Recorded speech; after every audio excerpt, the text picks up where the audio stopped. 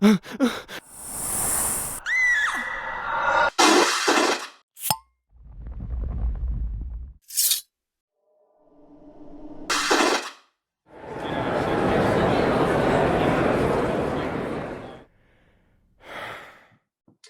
and welcome to the Supernatural Track here at Continual. I'm your host, Gail Martin, and tonight we are talking about siblings that aren't Sam and Dean or angels. So we're going to talk about all those other messed up siblings in the supernatural universe.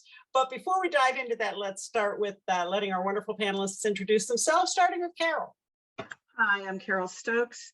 I've been a Supernatural fan since season 3, started writing fanfic in 2012. And I love doing continual panels. Laurena. Hi, I'm Laurena Aker. I'm also known as Night Sky in the Supernatural fandom. For Supernatural, I am the co-editor-in-chief of the Winchester Family Business website. I'm also an author in couple of Supernatural books, Family Don't End with Blood and a Supernatural Politics. For the Twilight fandom, I'm the editor of the book Fan Phenomenon, A Twilight Saga. Okay, Keith. Hi, I'm Keith R.A. DeCandido. I've written a whole lot of books and a whole lot of short stories and a whole lot of comic books and a whole lot of nonfiction about popular culture. The ones that are relevant to this particular panel are the 3 Supernatural novels I've written, including Nevermore, Bone Key, and Heart of the Dragon. I also wrote the text for the John Winchester Ruled Journal that Inside Editions put out, which has little excerpts from John.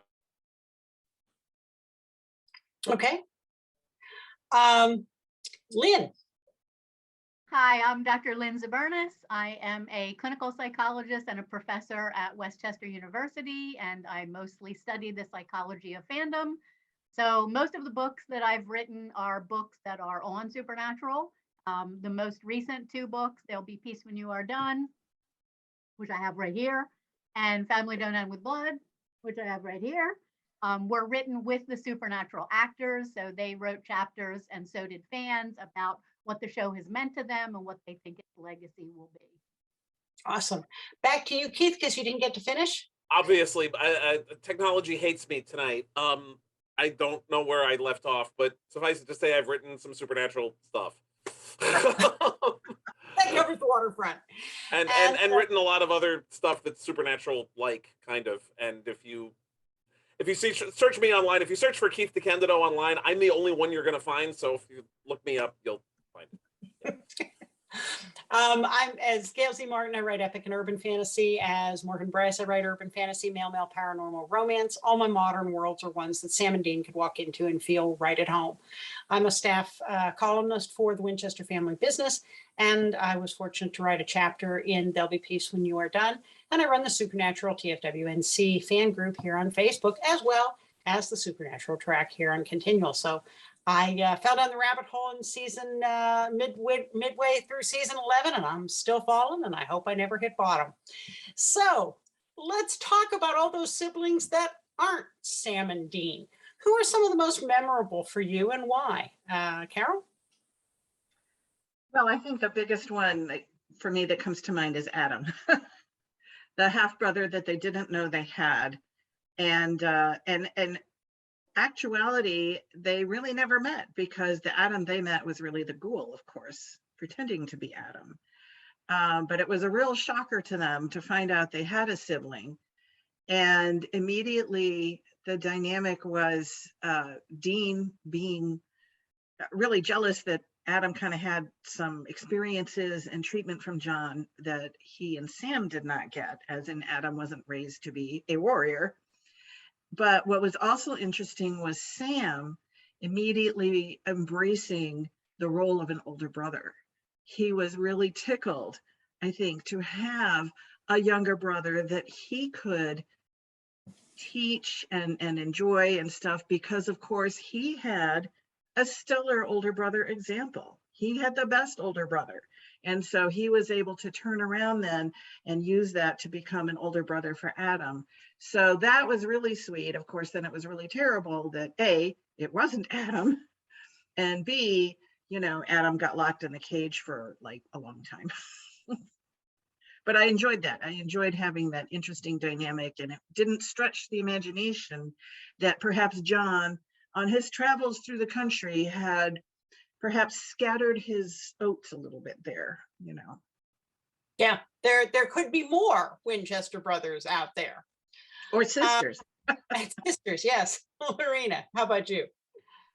If we go back to season 2, I think you asked us about like parallels and warnings with other siblings, and Andy Gallagher, I think, was one of the earliest ones that really stood out. His brother, who he knew as Weber, but whose name was actually Anselm, which I had to look up because I certainly didn't remember that. But the whole parallel of Anselm turning out with his powers to be evil, and Andy with his powers to be good. And the message that had for Sam at the time, who was just coming into learning he was one of the special children with powers, and feeling like he had been cursed with the seed of evil as a baby, and then seeing these other special children, one turned out good, one turned out bad, and what was going to happen to him. So there was a big struggle, not only between two brothers paralleling Sam and Dean, but between Sam and his future of either being Andy or Anselm. Mm-hmm. Keith? You kind of spoiled my answer when you said not counting Sam and Dean or angels, because where I was gonna, the one Oh, then jump in. about was the sibling relationship among the various angels. In particular, go for it. In particular, you know, just the different responses that each of them had to what was happening. You know, the Lucifer in particular, you know, his you know, being pissed going all the way back to, you know, his original fall. In particular, the parallel that the show itself drew between Lucifer and Michael and Sam and Dean, by having them each, you know, be destined to be inhabited by one or the other.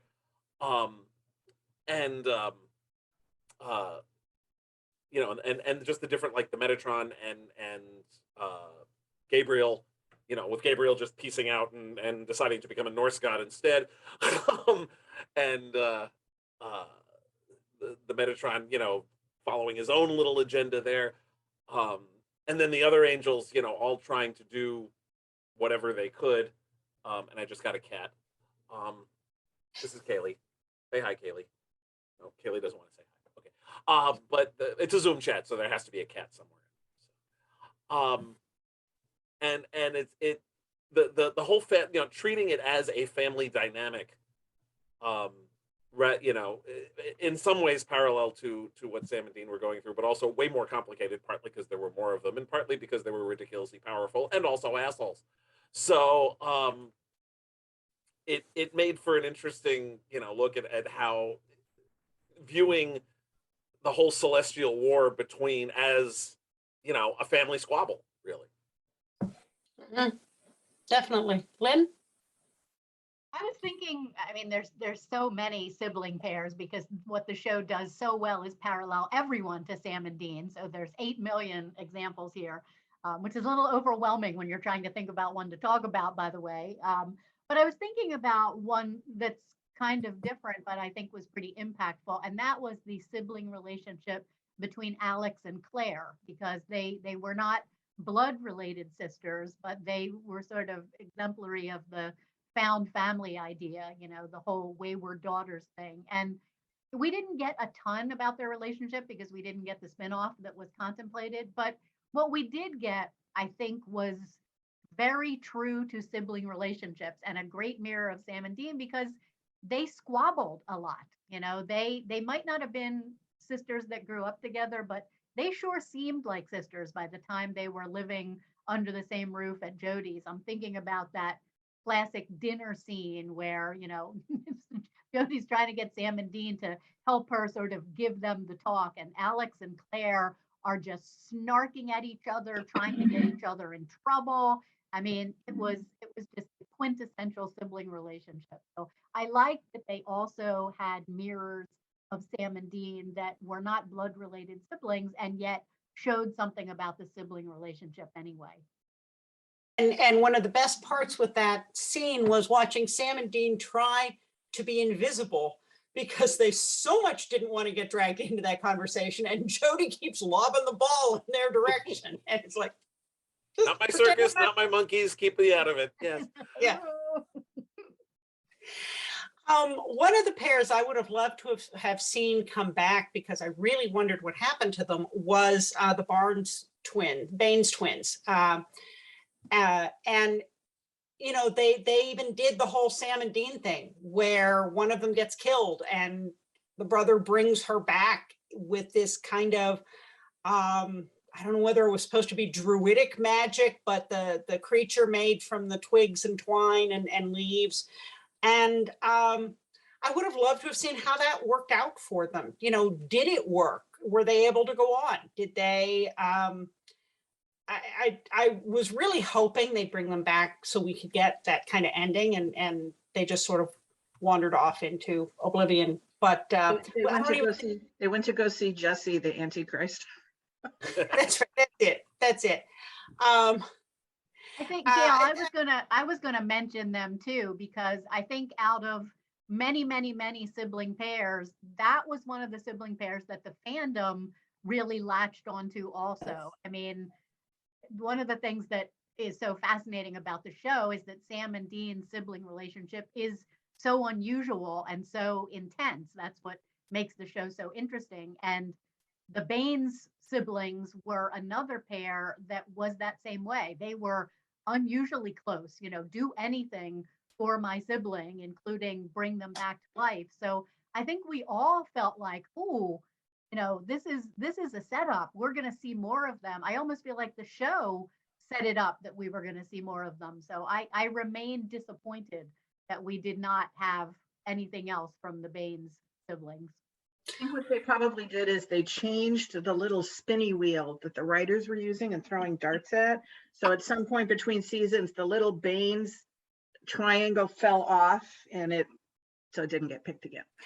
They're even surprisingly not as big a presence in fan fiction as you'd think that they would be. I mean, I think I've seen some stories, but not a whole lot compared to how many stories we see about people like, you know, Missouri Mosley or Pastor Jim, who, you know, some of these people who barely had a walk on.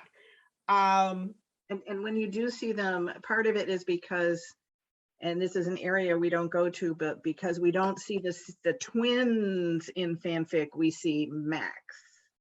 Like a lot of, they just like, you know, she's there, but he's the one and he gets drawn in with the Winchesters and yada, yada, yada. Yeah. The Baynes twins were in 2 episodes. So I think that was part of what set us up to think, oh, we're going somewhere with this. And the reception after the Asa Fox episode, they were fantastic in that. I mean, they were really guest stars that, you know, almost stole the show. It was very, very good. It added to the character of that episode greatly. So I think that their characters and as actors, the choices they made and the chemistry they had really put something into that sibling relationship that was very special. And if you were to ask me just off the top of my head, you know, which siblings out of the 15 years beside Sam and Dean and the Angels that stood out to me, that is the couple immediately that would come to mind, the twins that I really wanted to see more of. Okay. Keith, how about you? Who's next up on your list? Well, I was gonna say the Alicia Max. But no, I'm blanking. That's okay. Think about it and we'll go to Lynn. We'll come back. Yeah, because everybody said the other ones I would have chosen. You guys, our brains are way too aligned on this.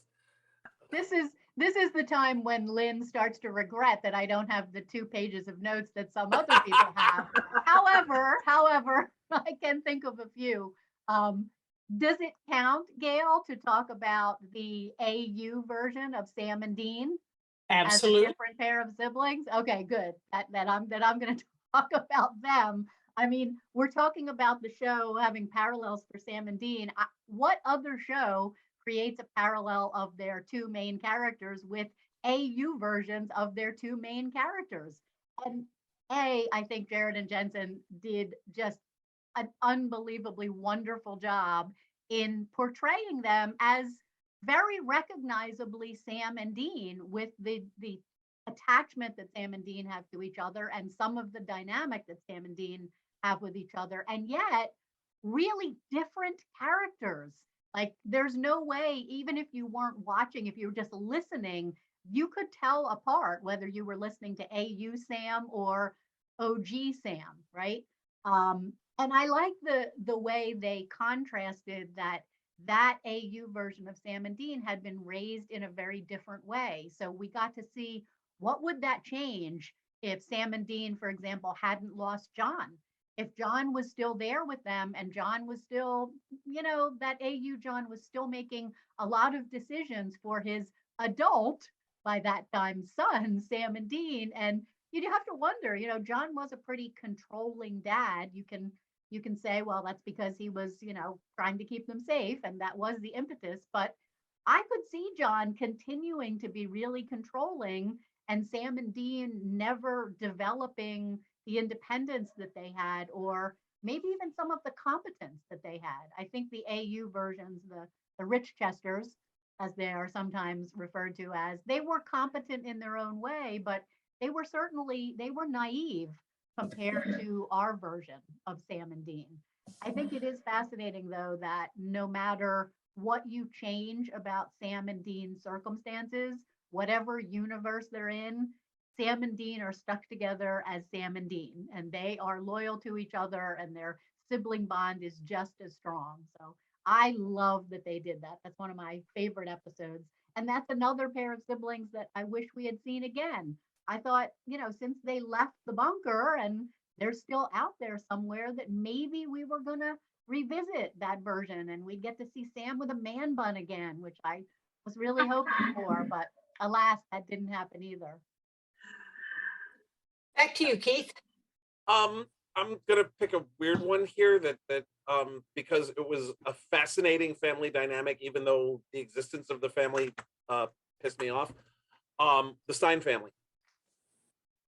I as somebody who is a huge fan of Mary Shelley, I found that whole aspect of it to be really annoying. But the whole idea of that particular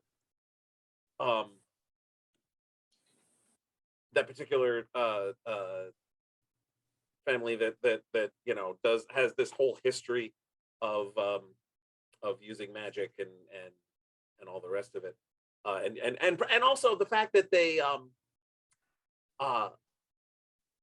something that we also saw with Bella, and which we should have seen more often, is people using the supernatural for profit. Everything is always, for the most part, either about fighting evil or about, taking over the world or possessing souls.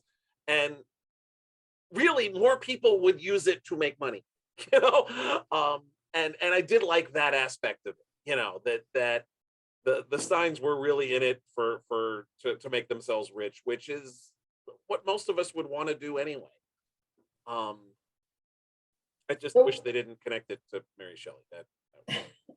There was a great parallel with the Stein family too, Keith, of the youngest brother that couldn't escape the family business. Right. His name was Cyrus, and all his older brothers were evil, and his father was evil, and his family was evil. And as you said, they used magic not only for gain, but for for bad things, for evil things. Yeah. And he was the good one. So in this case, you have the juxtaposition of Sam trying to get out of the family business, even though the family business is good and he wants a normal life. This poor kid wanted to just go to school, as Sam did, but get out of the evil life that his family had. So you have the abuse of power kind of in reverse for them. So there were a lot of good parallels with that. But I agree with you. I could have done without that entire parallel, that whole storyline. Everything about them was annoying. Well, and Cyrus even got bullied by his older brothers. So nobody had his back. And I have often wondered if Dean hadn't had the mark of Cain, would he have killed him? Because in the Everybody Loves Hitler episode, they let the other kid go.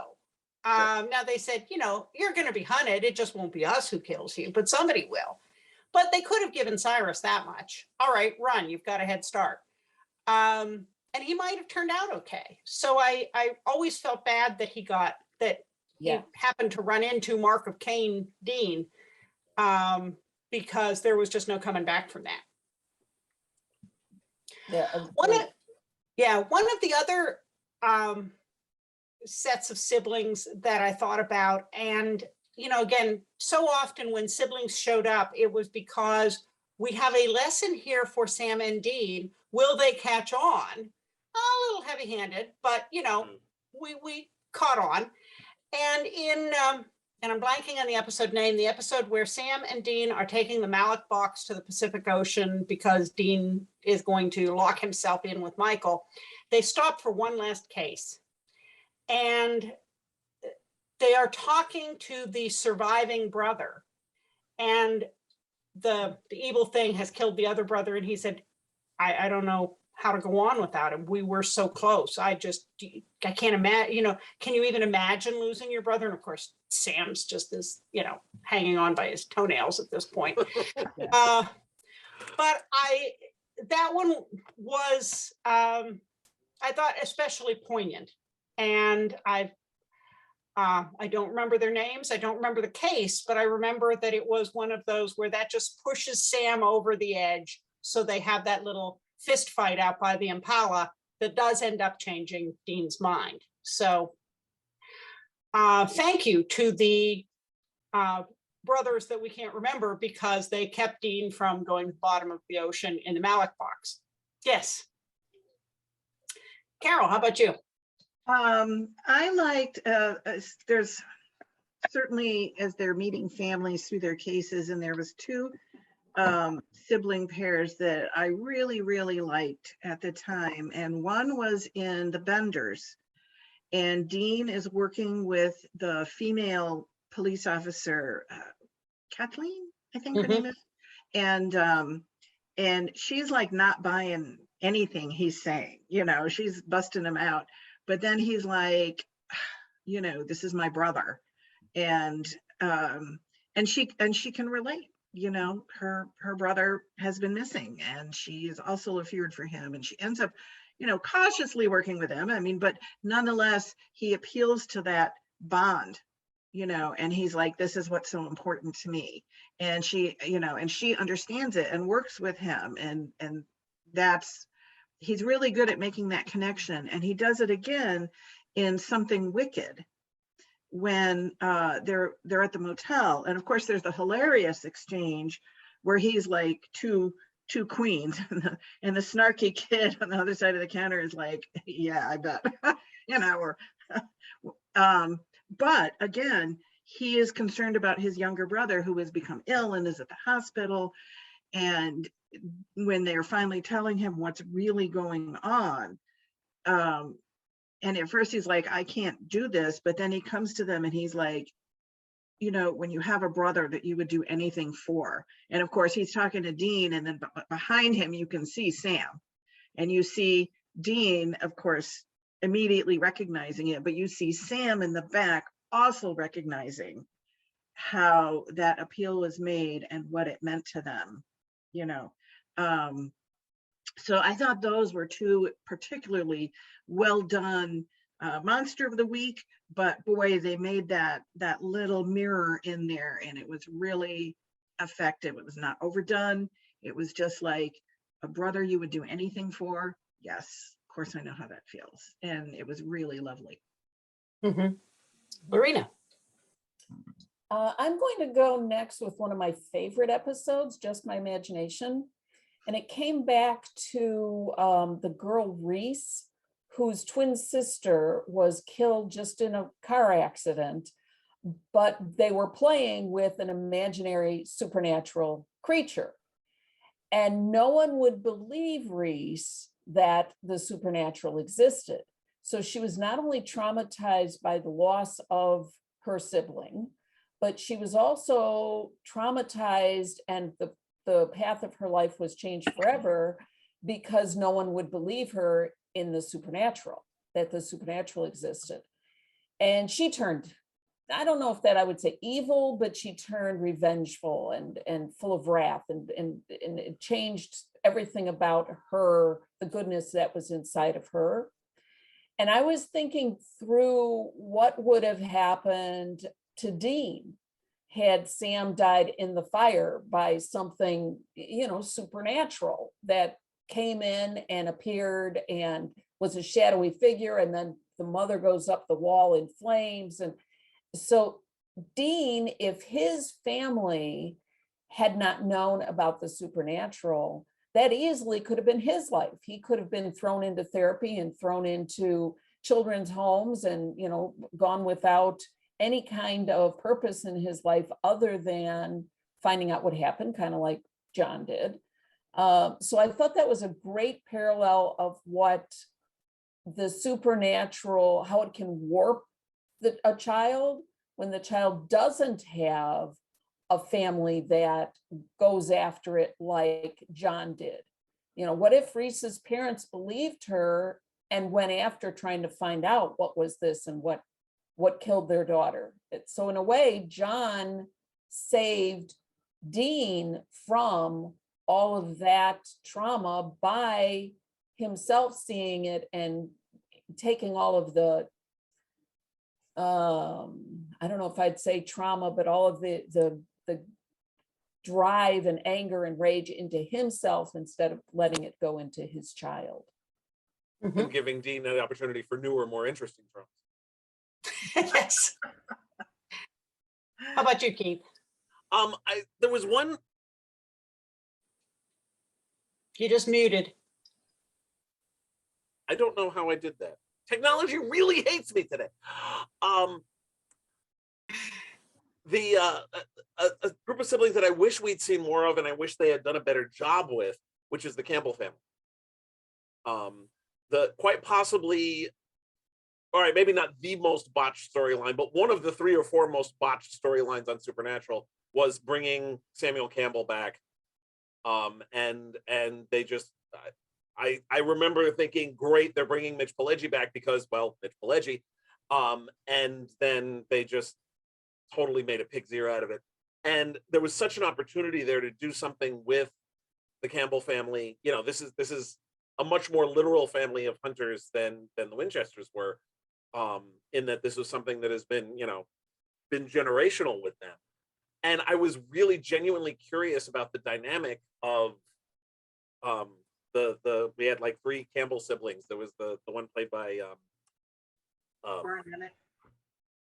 Corin Nemec, thank you. Stargate guy, Corin Nemec, yeah. I'm like The Stand. That's where I remember. And there too, yeah. And the rest of them, and it just, and then they were just killed off summarily, because it was obvious they'd spent several episodes not having the first freaking clue what to do with them. And then killed them off rather lamely when they finally gave up. That was so disappointing to me, because there was, especially because Sam, even though it was soulless, Sam inserted himself into that dynamic, and it was interesting to see how that had played out. And the different life they could have had if John had been aware of Mary's history, and actually gone into that life sooner and known about it sooner, and become a hunter sooner, and maybe not made as big a pig's ear out of doing it as he did,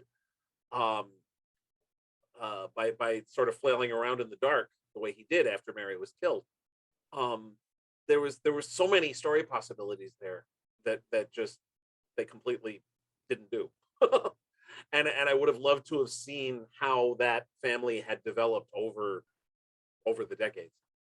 Well, and I was still trying to figure out if they were cousins, then obviously if they're Campbells and they had to be Samuel's siblings' kids, but nobody ever clarified that. So what happened to their parents? Were they off hunting somewhere? Did they get killed? Did Samuel end up, you know, meeting up with them and taking them under his wing? There were just a lot of Yeah. things that never got said. So many unanswered questions. Lynn? I'm going to pick one similar to what Laurena picked. This was an episode that the sibling relationship you didn't even see on the screen, and yet the episode was all about the power of a sibling relationship, which, by the way, it just strikes me as we've been talking all this time. Has there ever been a show that was more about siblings and sibling relationships ever than Supernatural? I mean, even when it's not about siblings on screen, it's all about sibling relationships. No wonder it's like such a unique anomaly. Well, maybe the Anyway. Brady Bunch, but that's about it. Maybe, but at least, but they were on screen. I mean, Supernatural is about sibling relationships, even when there's no other siblings on screen. The episode that I'm thinking of, it's also one of my favorites, is called The Chitters. It's the episode about Cesar and Jesse, the Hunter husbands, as they're known in the fandom.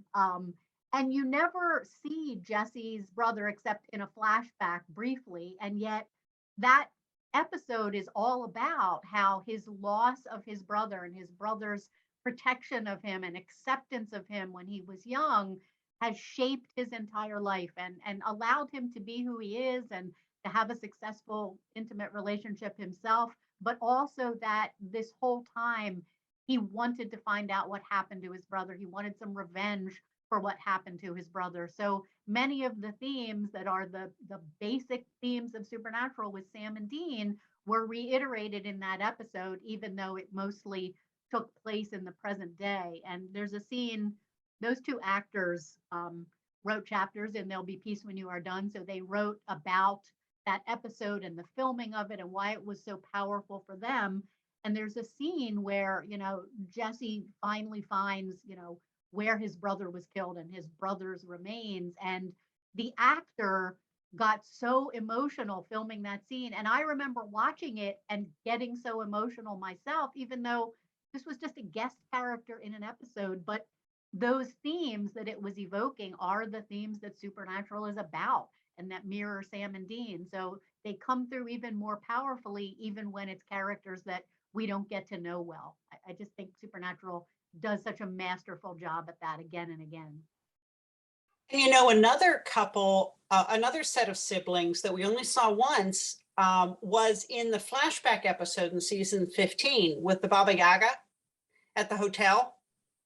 The brother and sister that Sam and Dean had gotten dropped off with years ago and Dean thought he had killed the witch.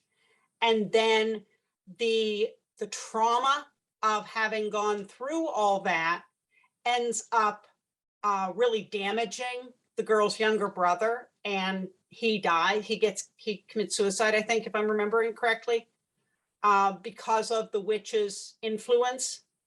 And now she's trying to figure out why and what happened and why the witch didn't go away. And so I thought, you know, for one thing, we saw so much in flashbacks there, but it really did give us a feel for those characters, and the child actors again did a terrific job.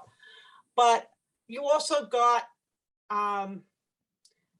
so often the boys have nearly been separated permanently, and here's another set of very devoted siblings who didn't make it through. And every time we see that, I think there's just this cautionary tale to us as viewers, and also to Sam and Dean on, you know, you had a lot of bad luck, but you didn't have some of the bad luck other people have had. Yeah. You still came out of it with each other, deals in heaven and hell and everything else notwithstanding. And I thought that was a tremendously poignant part of that episode, was that, yes, they solved the problem, but it doesn't bring her brother back. So I thought that was a very touching episode there. All right, we have time for one more round.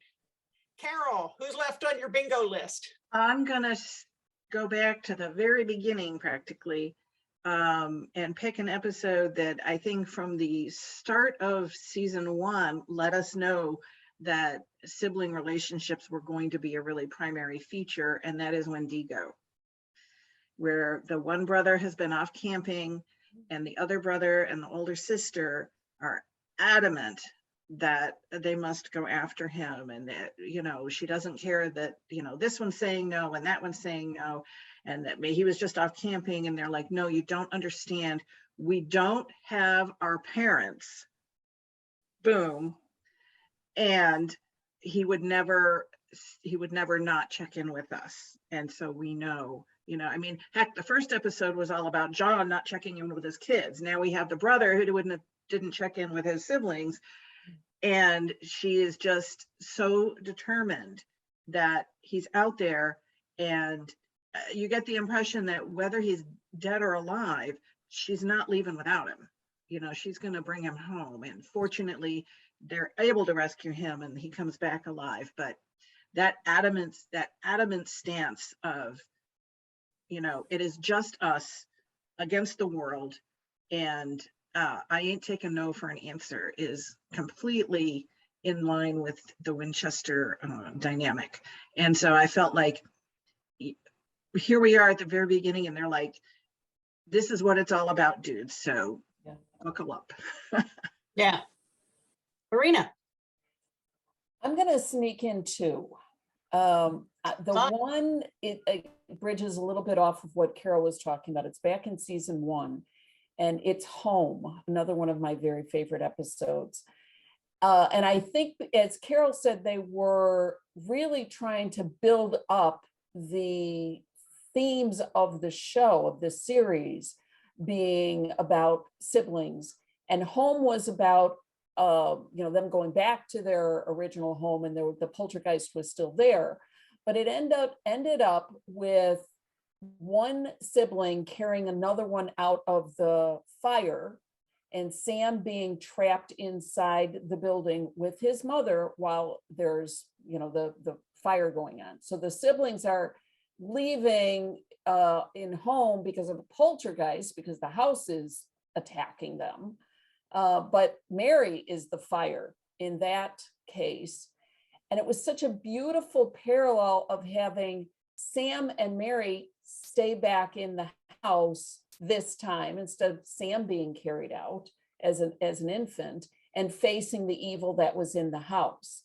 And they reiterated not only what happened with Dean and Sam in the original event that sparked the whole series, but they paralleled siblings running out of an evil house and Sam staying back with Mary, and so much that was going on was just a beautiful way to echo a theme that was going to be the basis of the entire series.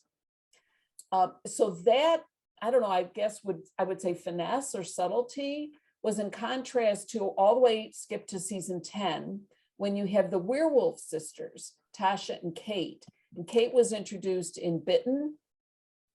And that was one of the ones where they did let her go because she wasn't, you know, lots of reasons.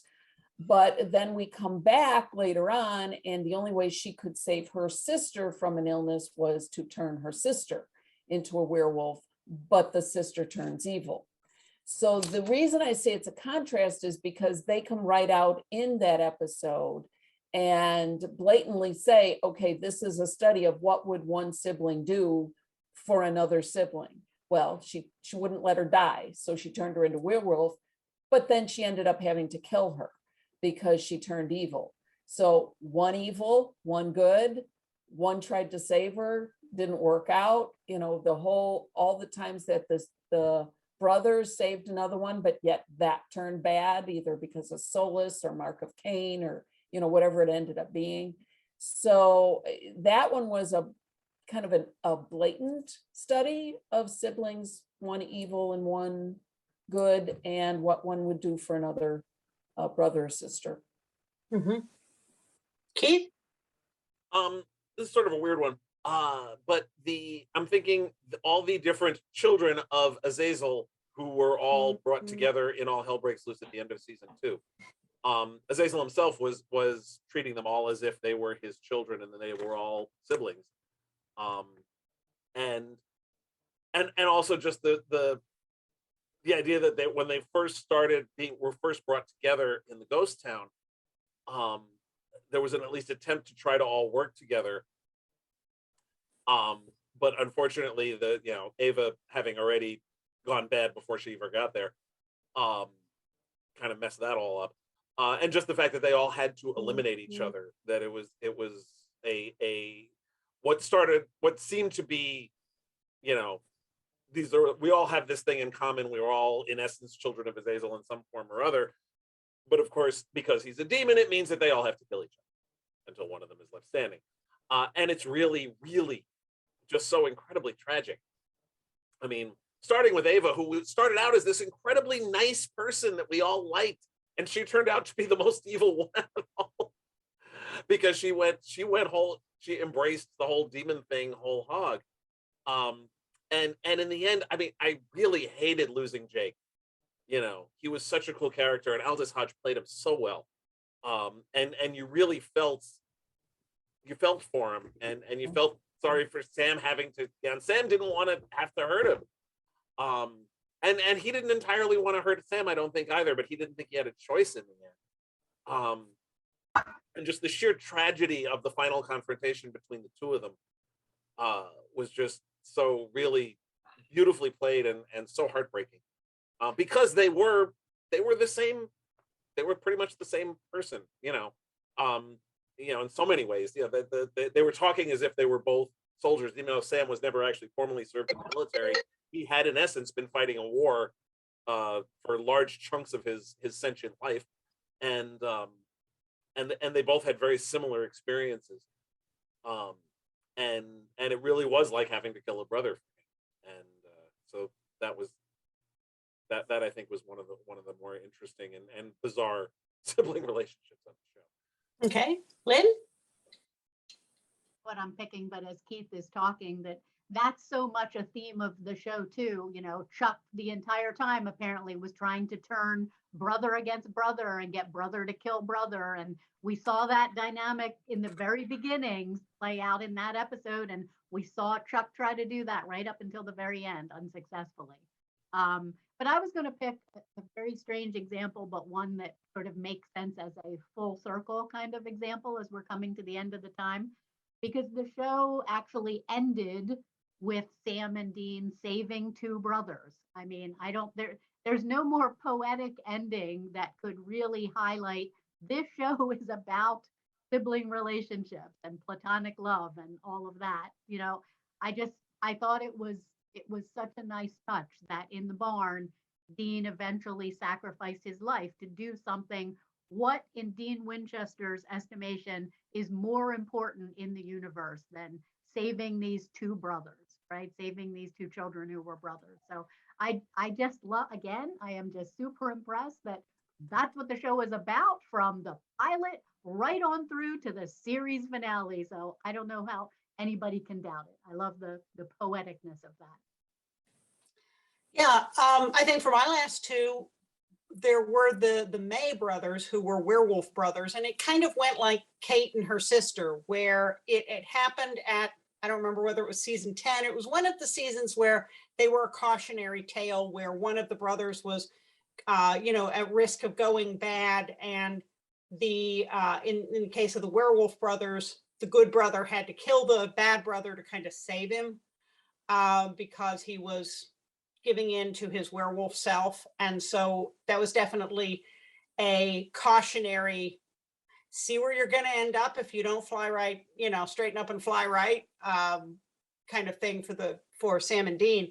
And then Keith, you were talking about Jake, and in the animated Supernatural, which is kind of canon adjacent, we got a lot more background on Jake, and the idea that he was an unwilling participant, but Azazel threatened his little sister and brother, and that he had gone into the army to protect his sister and brother, and now Azazel was using them as leverage and saying, well, you don't have to kill Sam Winchester, but then I'm just going to kill you, and what's that going to do to your poor little sister and brother? And so it definitely gave us some depth to Jake that we didn't get in the live action series that was nice to see, to say, why did he do this? Because he got, in the series, in the anime, he's in Afghanistan, and then blink of an eye, he's over here. He doesn't even know how he got here. And except he's been thrown into this. And so that was an interesting piece there, even though it's official, but it's canon adjacent because it's the anime series. Well, folks, as usual, we have blown through our time. This always happens. I don't know how far down that 2-page list of yours we got, Laurena, but hold on to it, because someday we'll talk about this stuff again. Thank you so much for being here. Let's go around and let everybody say where we can find you online. And starting with you, Lynn. You can find me on all social media at FangasmSPN. You can find my most recent books. You can find them all on Amazon, but you can find all the information about the 2 that I've written with the actors of Supernatural at the website peacewhenyouaredone.com. And Keith. As I said before, if you search for Keith R.A. DeCandido, I'm the only one who's going to turn up. If you go to DeCandido.net, you will see my incredibly terrible website, but it is a nice link dump to all the places you can cyberstalk me. I maintain a blog on WordPress. I'm on Facebook, Twitter, Instagram, all pretty regularly. I also write about pop culture for Tor.com. I have a YouTube channel where I read my short fiction called Crad COVID Readings that I started obviously in 2020. And I also have a Patreon, patreon.com/crad, where you can get all sorts of cool stuff in exchange for, money. And you can find my books online at pretty much any reputable online book dealer, and probably some sorry, there's a cat walking across my face. Any reputable or even disreputable online book dealer will sell my books. Again, just search for my name. I'm the only Keith DeCandido out there. So. Okay, Laurena. For my book, I have a website and a Facebook page that you can find at Fan Phenomenon Twilight. For the Winchester Family Business, we're on Facebook, Instagram, and Twitter at the Win Fam Business, and the website is thewinchesterfamilybusiness.com. My personal accounts on Facebook, Twitter, and Instagram are on Twitter at LSAngel2 and on Instagram at Laurena Aker. Okay, Carole. I'm on Facebook as Carole M. Stokes. You'll see me a lot on continual panels and also in the TFWNC group that Gail runs. I'm on Twitter as true_firesign10, and all of my fiction is on AO3 under firesign10. Mind the tags. I'm pretty easy to find at gailzmartin.com or morganbryce.com. I am here on Continual quite a great deal. I'm also on Facebook, Pinterest, Instagram, and now on TikTok, including I've been having way too much fun doing supernatural music videos out there. But I do run the TFWNC group, and I write articles for the Winchester Family Business, and I'm usually on any supernatural videos that the DragonCon Urban Fantasy Track does, including their Rewind series right now. But most of the time, you can find me here on Continual. So thank you so much, all of you, for another wonderful panel, and thanks to all of you for watching and listening. There'll be more supernatural coming up soon on Continual, so we'll see you online.